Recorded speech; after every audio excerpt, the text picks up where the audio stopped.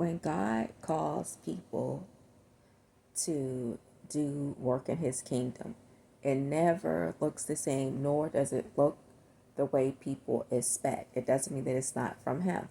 And we have to think about everything throughout the Bible of the rewards that has happened when we listen to what um, God asked us to do.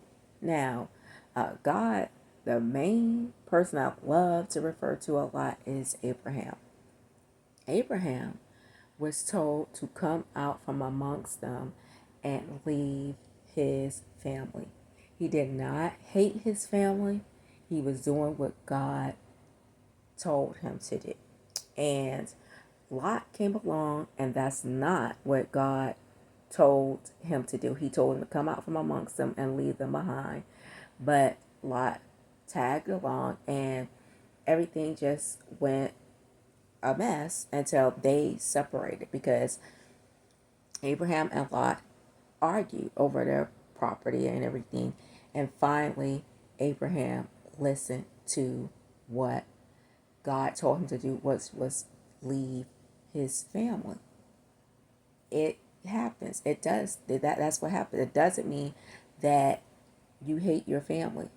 Abraham had a background. I guess his family had a pagan background.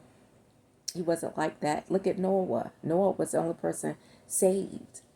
People were laughing at him when he was told to build the ark, right? Okay.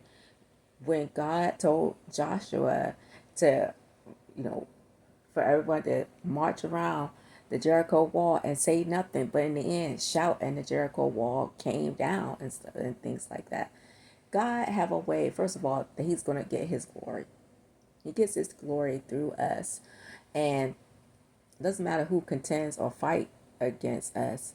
And the same way that God gets his glory, he uses in a way people don't expect. People cannot come against us anyway and stop us from doing what God asked us to do, because no one is more powerful than God.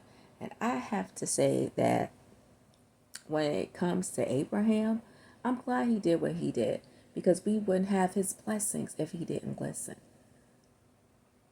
It's not going to always look like what we expect. That's how God gets his glory.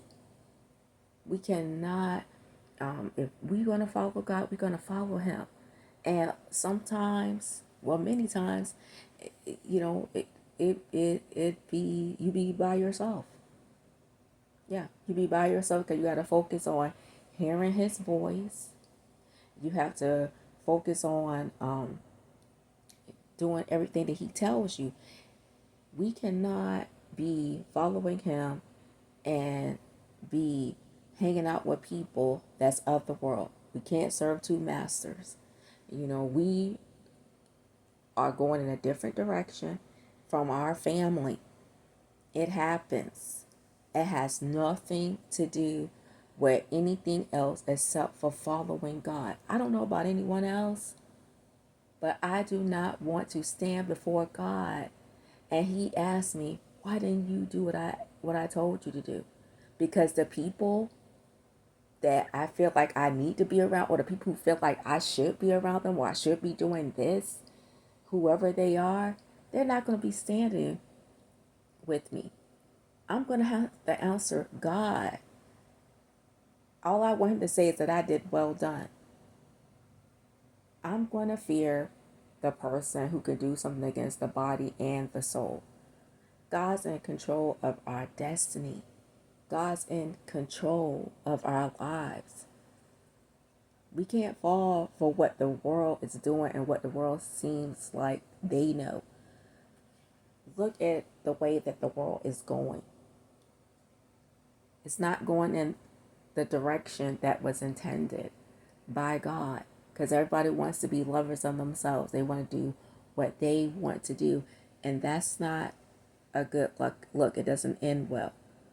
When we follow God and when we follow his word, when we follow his way, when we follow what he tells us to do, that is reliable, that is sure, that is a sturdy foundation.